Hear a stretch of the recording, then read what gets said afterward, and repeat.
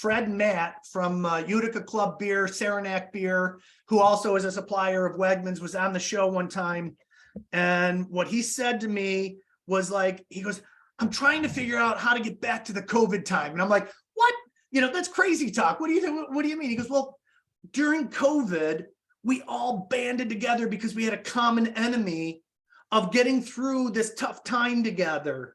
And he goes, and now that that's kind of gone, I don't, I don't feel that same camaraderie any longer. And so I shared with him, what we call a quarterly thematic event.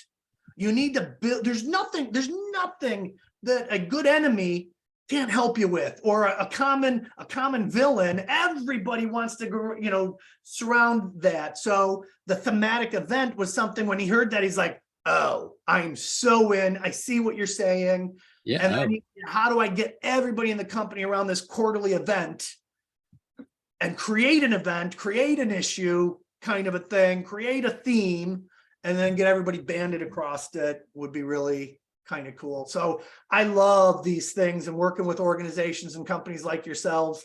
I'm a nerd. At the end of the day, I'm a family business nerd. And so it's like everything about them, I just love digging in. And it came because my father and I had many, many dynamics, no different than everybody else. And I couldn't fix ours. I can't fix ours. I understand my dad today. I respect my father like there's no tomorrow, but I could not fix ours. So for goodness sake, I'm going to take what I've learned. I'm going to share it with as many people as I can, because it's so much easier to help somebody else than it is to help yourself. But thank you. Yeah, I understand. It's great. Last piece of advice from you, any books or training or things that you've gone through that you said, this was impactful to my life, somebody else should be going through this or reading this? I like to read a lot, but one of the most recent books that I just finished was Unreasonable Hospitality by Will Guidara. He took 11 Madison Park to the #1 restaurant in the world.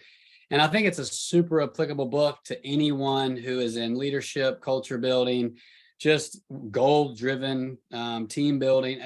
I loved his book and his approach, and it's a quick read. It's got some great stories in there.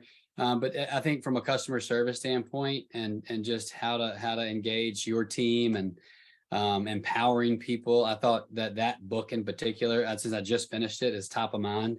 Right. But Unreasonable Hospitality. And so he was just on this show called The Big Brunch on HBO, and I have a friend who was a contestant, and the contestant actually posted about the book, who's a friend of mine, and I was like, oh, I need to check that book out. We see eye to eye on a lot of things. And I read it. I wrote Will a letter just kind of thanking him for the inspiration from what that book was, and he wrote me back and said, man, my mother-in-law got me hooked on Hubs, years ago, and so it was just kind of a cool connection and a cool story.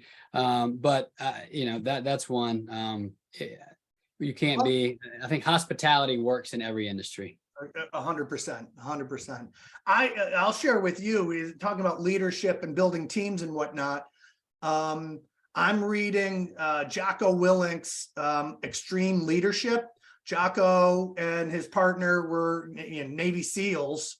Mm-hmm. And it is incredible what a job that they do of relating what was happening in combat to what happens in business.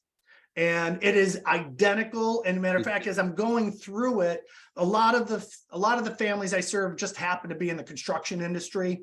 And so when I talk about Patrick Lencioni's 5 dysfunctions of a team, they kind of like, I don't want to play with that.